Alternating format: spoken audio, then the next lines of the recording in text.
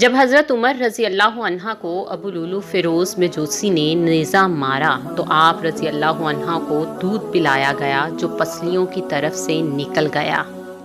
طبیب نے کہا، اے امیر المومنین وصیت کر دیجئے اس لیے کہ آپ مزید زندہ نہیں رہ سکتے۔ سیدنا عمر رضی اللہ عنہ نے اپنے بیٹے عبداللہ کو بلایا اور کہا، میرے پاس حذیفہ بن یمان کو لاؤ۔ حذیفہ بن یمان وہ صحابی تھے جن کو رسول اللہ صلی اللہ علیہ وآلہ وسلم نے منافقین کے ناموں کی لسٹ بتائی تھی، جس کو اللہ کے رسول اور حذیفہ کے علاوہ کوئی نہ جانتا تھا۔ حذیفہ رضی اللہ عنہ حاضر ہوئے تو امیر المومنین سیدنا عمر رضی اللہ عنہ گویا ہوئے، جبکہ خون آپ کی پسلیوں سے رس رہا تھا۔ حذیفہ، میں تجھے اللہ کی قسم دیتا ہوں، کیا رسول اللہ صلی اللہ علیہ وآلہ وسلم نے میرا نام منافقین میں لیا ہے کہ نہیں؟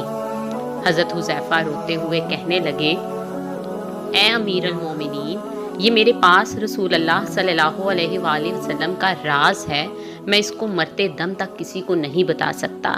سیدنا عمر رضی اللہ عنہ کہنے لگے، حذیفہ، بلا شبہ یہ رسول اللہ صلی اللہ علیہ وآلہ وسلم کا راز ہے، بس مجھے اتنا بتا دیجئے کہ رسول اللہ صلی اللہ علیہ وآلہ وسلم نے میرا نام منافقین کے جدول میں شمار کیا ہے یا نہیں۔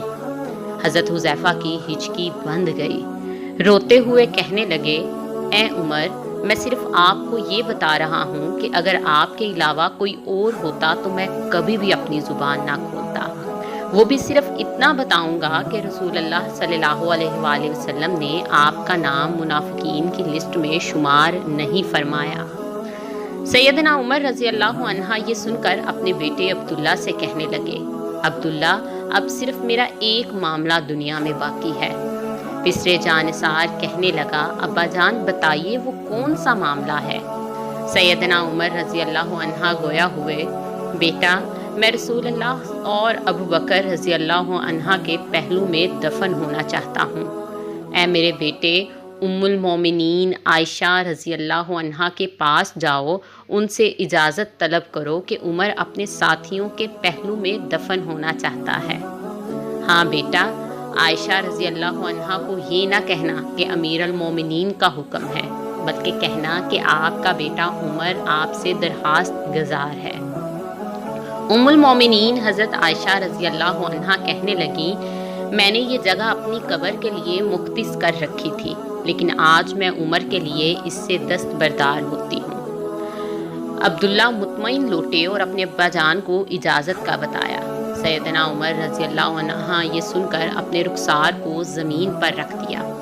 اداب فرزندی سے ممور بیٹا آگے بڑھا اور باپ کے چہرے کو اپنے گود میں رکھ لیا۔ باپ نے بیٹے کی طرف دیکھا اور کہا، اس پیشانی کو زمین سے کیوں اٹھایا؟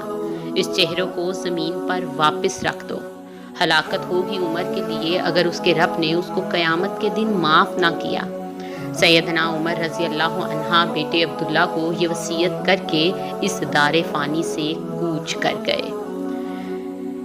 جب میرے جنازے کو اٹھایا جائے اور مسجد نبوی میں میرا جنازہ پڑھایا جائے تو حذیفہ پر نظر رکھنا، کیونکہ اس نے وعدہ توڑنے میں تو شاید میری حیا کی ہو، لیکن دھیان رکھنا وہ میرا جنازہ بھی پڑھتا ہے یا نہیں۔ اگر تو حذیفہ میرا جنازہ پڑھے تو میری میت کو رسول اللہ صلی اللہ علیہ وآلہ وسلم کے گھر کی طرف لے جانا اور دروازے پر کھڑے ہو کر کہنا، یا ام المومنین، اے مومنوں کی ماں، آپ کے بیٹے عمر کا جست حاکی آیا ہے۔ ہاں، یہاں بھی یاد رکھنا، امیر المومنین نہیں کہنا عائشہ سے۔ عائشہ مجھ سے بہت حیا کرتی ہیں۔ اگر تو عائشہ رضی اللہ عنہ اجازت دے دیں تو ٹھیک، اگر اجازت نہ ملے تو مجھے مسلمانوں کے قبرستان میں دفنا دینا۔